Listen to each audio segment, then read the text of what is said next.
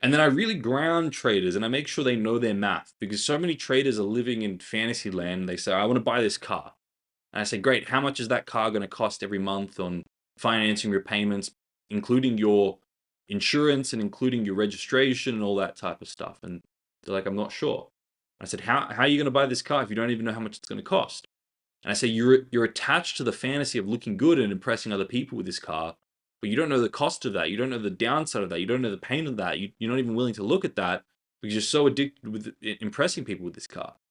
I say, okay, that's true. I say, okay, let's do your math. How much money do you need to make to afford this car? And we get them to write it down. And I say, okay, after taxes and after your expenses and all that type of stuff, how much do you have to make in your trading to now be able to afford this car, afford this apartment, pay your taxes, put money aside for savings and investments? And they say, okay, I need to sit down and work out some numbers. I say, that's a good idea. If you're really honest, about being a consistently profitable trader and living this lifestyle you want to live, you need to run the numbers. You need to know your numbers, and it starts with that. So let's say, for example, you run all those numbers, you know what your dream lifestyle is after tax and after savings and investments, you know how much you need to make. And let's say, for example, you need to make $10,000 per month.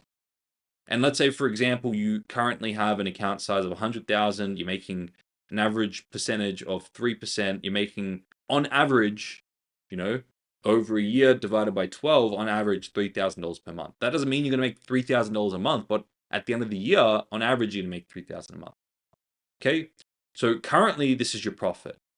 But your lifestyle, you need to make this. So how do we go from this to this? Well, this may be in the negative. How do we go from this to this? Well, there's a math to it. There's math, simple addition and all that type of stuff. Subtraction. It's very simple. You want to figure out, firstly, based on your trading strategy and how much opportunity you find yourself missing every week and every month, if we were to tidy that up, what can you get your average monthly return to? So let's say, for example, this trader's like, I can get my average monthly return up a little bit because I miss a few trades and take a few losses where I could take break evens, etc., etc. So I can go from 3 to 5%. Great. Now, if you want to make $10,000 a month at 5%, how much capital do you need to have to be able to make that? Well, $200,000. You're currently at 100,000. You need to get to 200,000. You're currently making 3% per month on average. You need to get to 5% to be able to generate your true profit that you want to make on average per month, which is 10,000. So if we get your average monthly percentage up 2% and we increase from 100,000 to 200,000 in funding, which is easy with prop firms, you're going to start making $10,000 per month. So we figure out what the gap is and we give them a goal to be able to increase this by 2% and increase this by 100,000. And we break down the specific action steps to be able to do that. And we activate the prefrontal cortex to get them enthused about achieving certain goals. Now that you have a target in front of you, let's get to work and let's achieve those deeply meaningful goals to you.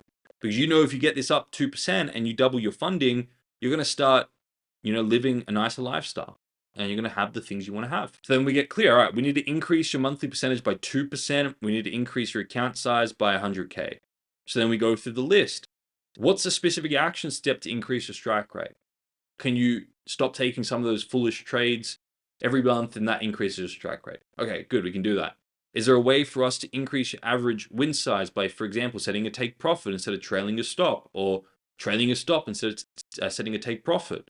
You want to look at the data to see if there's any actionable refinements that pop out to you that you can make.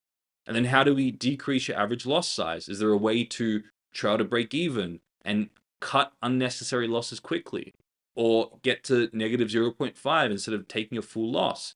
So are there certain ways we can increase your strike rate and increase your average win size and lower your average loss size to go from 3% per month to 5% per month? And you want to be making data-driven decisions. Then, what can we do to increase your account size? Can we take on an additional form of funding, or can we increase your risk per trade? Usually it's this one, take on an additional form of funding. And then we want to break it down even more. What are the specific daily action steps that you can do every day to increase your strike rate and to increase the amount of funding? So we break it down and chunk it down to the specific action steps. This is the science behind becoming a consistently profitable trader, just knowing your numbers.